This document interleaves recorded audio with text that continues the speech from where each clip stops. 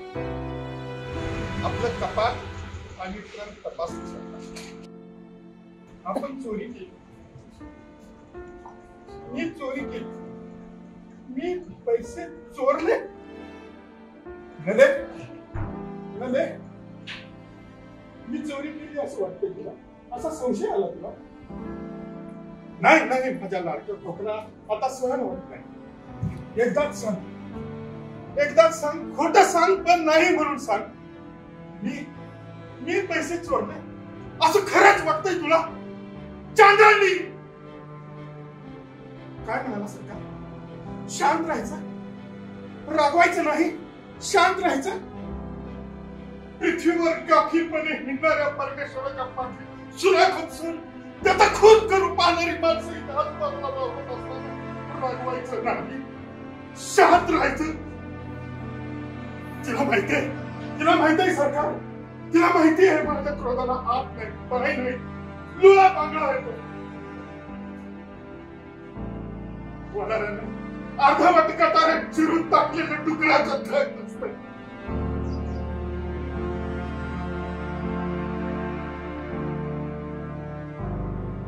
सरकार, मी रडणार सुद्धा नाही, पण तरी सुद्धा डोळ्यात अश्रू जमा करायला लागतील तर डोळ्याचा खचा करून टाकील. संभाजी सारखा पण तुझ्यासारख्या किड्यासमोर रडणार नाही, तुझ्यासारख्या किड्यासमोर रडणार नाही.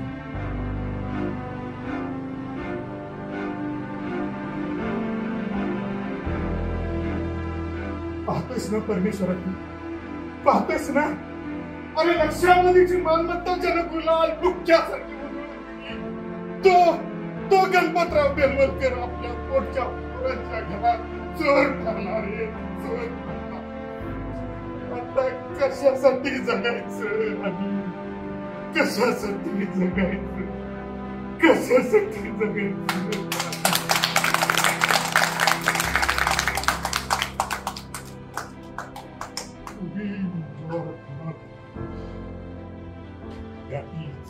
विश्व जगावं की मरावं, हा एकच सवाल आहे. या दुनियेच्या उकिड्यावर खरकट्या पत्रावळीचा तुकडा होऊन जगावं, बेशरम दुःखाच्या आनंदानं, की फेकून द्यावं हे देहाचं बत्तर मृत्यूच्या काळ्या शार सोहामध्ये आणि करा शेवटचा वाटा एकाच प्रहाराने. माझा तुझा याचा आणि त्याचाही मृत्यूच्या काळ सर्पाने जीवनाला असं डंख मारावा, येणाऱ्या निद्रेला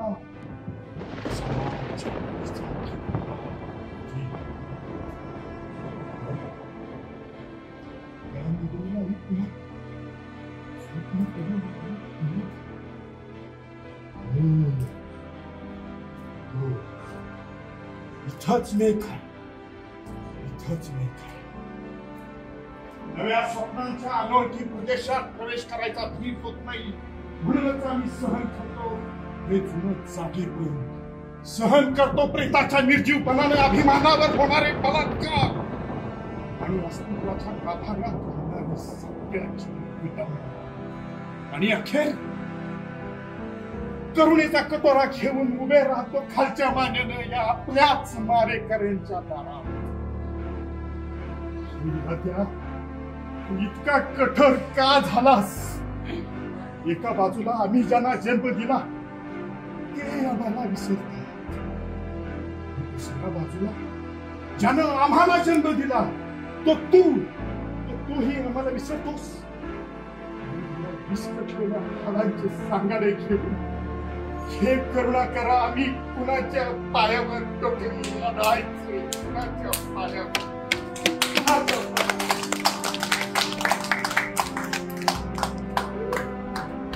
तुला माहितीये सरकार, तुला माहितीये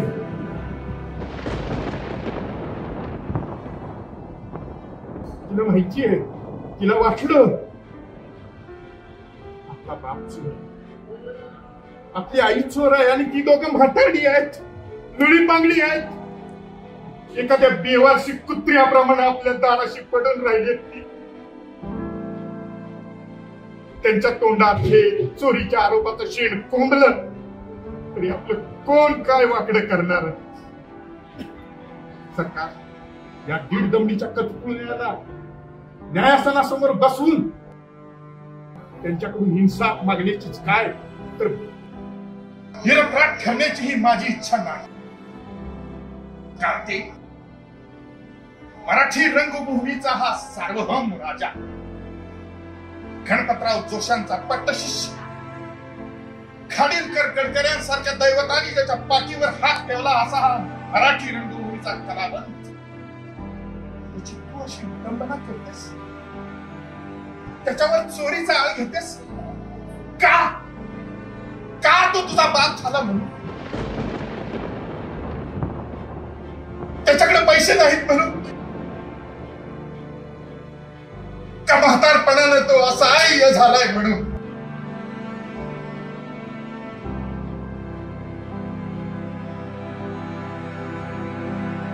खबरदार खबरदार चांडा आणि माफी मागशील तर आणि कोकरू या शब्दाचा उच्चार करशील तर.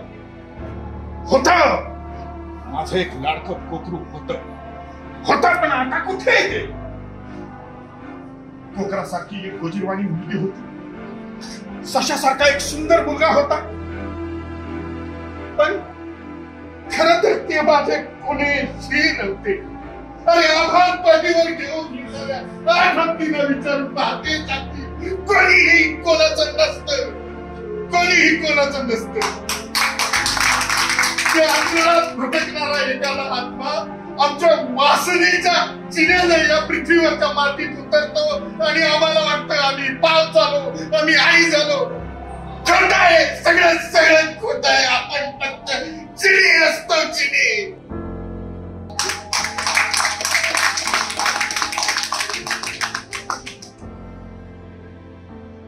सरकार सरकार तुम्हाला काय झालं? माझ्या सरकारला काय होतं? कोणीतरी मदत. सरकार सरकार सरकार मला सोडून जाऊ नका. सरकार सरकार सरकार का सोडून गेला? अरे का सोडून गेला मला? सरकार सरकार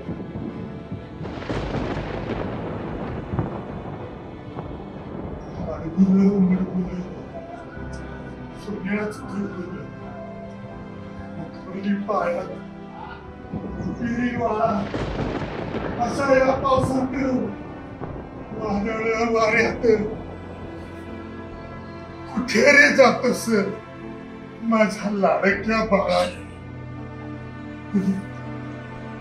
तुम्ही घर देता का?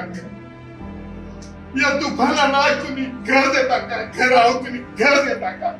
घर या तुफानाला तुम्ही घर देता का? घर एक तुफान भीती वाचून, छपरा वाचून, माणसाच्या माया वाचून, देवाच्या दया वाचून जंगलात जंगलात फिरतय, जिथून कुणी उठवणार नाही अशी एक जागा तुमच्या घर देता. घर खरं सांगतो बाबांनो, हे तुफान आता थकून गेलंय. जंगलात आणत माळारणात फिरून फिरून खचलून गेलंय. समुद्राच्या लाटेवरती, जंगलातल्या झुडपावरती झेप झुंजा घेऊन घेऊन तुफान आता खचलून गेले. कसा होईल? खुरडत खुरडत चालतंय.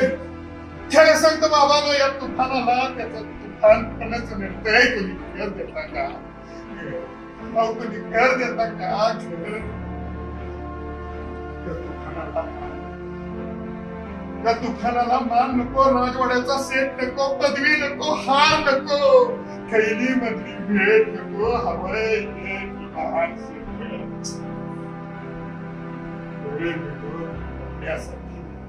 आणि एक हवे हराम खुर्ची या तुफानाला बसण्यासाठी.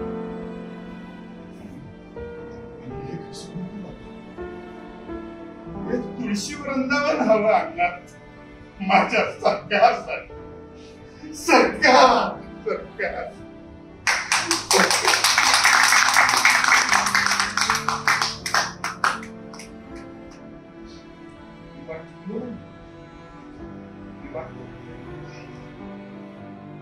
बघतोय माझ्या बायकोची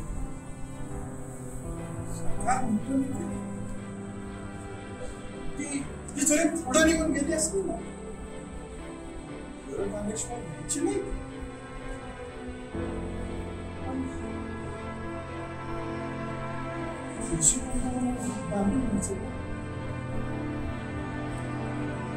कशी आणि तिचा आता राहिलंय काय या पृथ्वीवर काय राहिलंय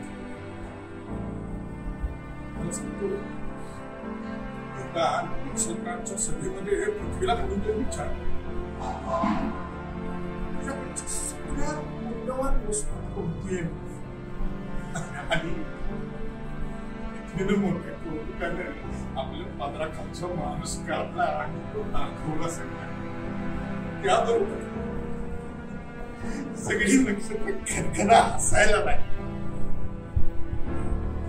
कारण दाखवलेला तो माणूस 5.5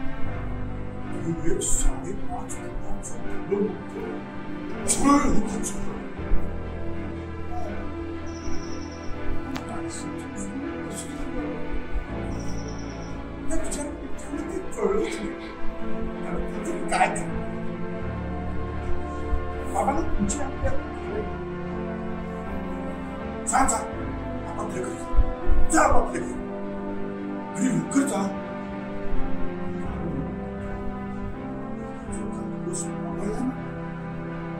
तो जंगलातली भूत आहेत ना भूत ती सगळ्या वाईटाच उदाहरण करतात आणि मग आपल्याला कळतच नाही कुठं जायचं आणि तिथं गेल्यावर ते माकड आहे माकड मला माहिती नाही कमाल अहो एक माकड या विराट आकाशात भयंकर चेष्टा करायला लागतो आणि बिचकट चेष्टा बघून शैतान खदा हसायला लागला आणि देव तर रडायला लागला डोळ्यात पाणी नाही महाराजा देव जर का एकदा रडायला लागला ना पृथ्वीच वाहून जाईल त्या पाठ रडा आणि तिथे गेल्यावर त्या माकडाला सांगा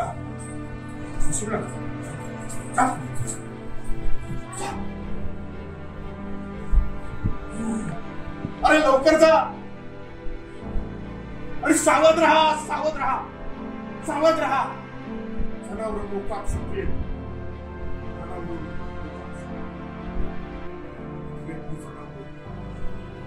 जंगलातली जनावर रानातली जनावरं मनातली जनावरं विचारातली जनावरं मोकाट गेले तेव्हा इमारती पाडतायत नगर पेटवतायत फुलवारा जाळतायत भयान जनावरं पृथ्वीचा कब्जा घेण्यासाठी सुरानं पेटलेली भयान जनावरं लोक भयान त्यांच्या तोंडातून गळतोय झाड शिंगाला लटकले डोळे आणि सुनाची भेसून कोचले त्यांच्या सुळ्यांवर भयान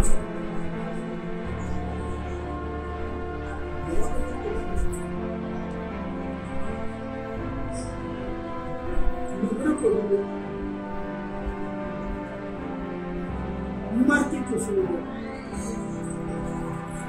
कुर्बाला जळू द्या पण त्या तिथं मैदानावर पडलं एक मूल एका माणसाचं मूल एक कोचिंगवाले मूल ताणत झालं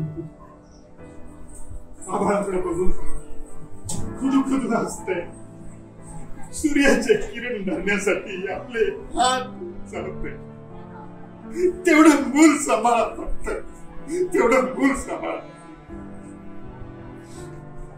बंद करा तलवारी म्यान बंद करा नाहीतर रात्रीच्या कैवरानं गंजून जातील ईश्वरानं तुर्कांपासून आमचं रक्षण केलं आणि आता आम्हीच परस्परात लढू लागलो बंद एकदम बंद कशासाठी लागलो असं कारण नाग नोंदची किल्लीशीच आता माझ्या मनात राहिली. दुसऱ्या नाटकाचा आणि माझी नटू तर माझ्या अगोदरच जाऊन बसली स्टेजवर माझी वाट बघत. मलाही बोलायला शेक्सपियरला आपल्याला सांगितलं जग ही एक रंगभूमी आहे आणि एका कलावंताला नाटकाशिवाय दुसरं काय हवं असतं. कारणानं सोन्याचं मी तुम्हाला नाटकाशिवाय दुसरं काय देऊ शकतो बाळा. दूर व्हा मी सांगतो, दूर व्हा, दूर व्हा मी सांगतो, दूर व्हा. ह्या प्रार्थना निरर्थक आहे. प्रार्थना केली म्हणून हा जीसस कुणावर दया दाखवत नाही आणि कुणी दया दाखवली, कुणी दया दाखवावी म्हणून हा जीसस कधी कुणाची प्रार्थना जीसस अटळ आहे, अटळ आहे उत्तरेकडच्या नक्षत्रासारखा. त्याच्या आढळपणाला तोड नाही या साऱ्या तारांगणात. अवकाशात चितारल्या